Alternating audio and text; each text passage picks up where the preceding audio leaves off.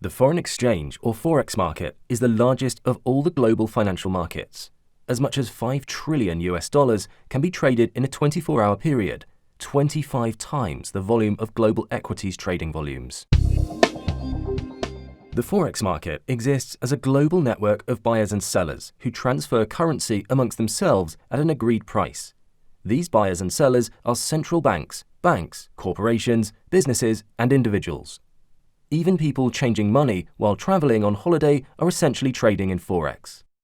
The main Forex hubs are New York, London, Singapore, and Hong Kong. For this reason, the Forex market is open 24 hours a day and 5.5 days a week.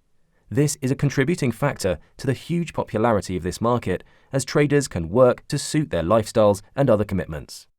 The mechanics of Forex are simple. In order to trade Forex, you would need to sell one currency in order to buy another. For example, a person who has euros and travels to the US on holiday would buy USD by selling the euros they currently own. However, Forex traders speculate on price fluctuations between the various currencies. They do this by buying or selling a Forex pair. A Forex pair is quoted as Euro-USD, which means that the euro is the base currency and the USD is the quote currency.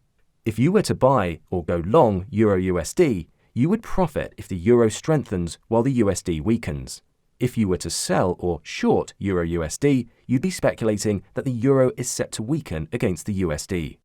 Ultimately, the market determines the price, as it tracks the supply of and demand for both currencies, which is influenced by news, macroeconomic factors, and politics. The Forex market is known for its high liquidity.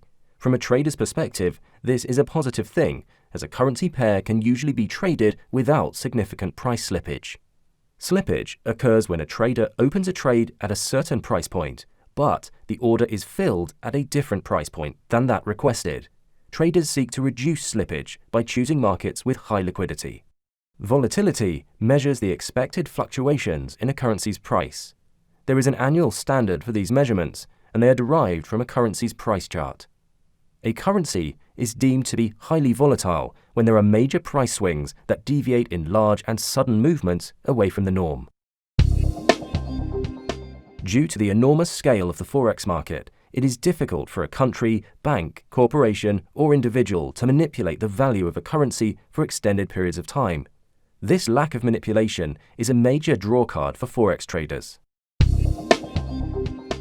Currency pairs are broken down into major, minor, and exotic pairs. The major currency pairs are those that trade the most daily volume against the US dollar. The most popular and highly traded currency pair is the euro-dollar, followed by the yen, sterling, and Swiss. Other majors include the Canadian, Aussie, and Kiwi dollars. The currency pairs that do not include the US dollar are often called minor currencies.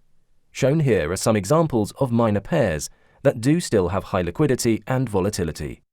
An exotic pair has one major currency and a currency from a smaller country or a developing country.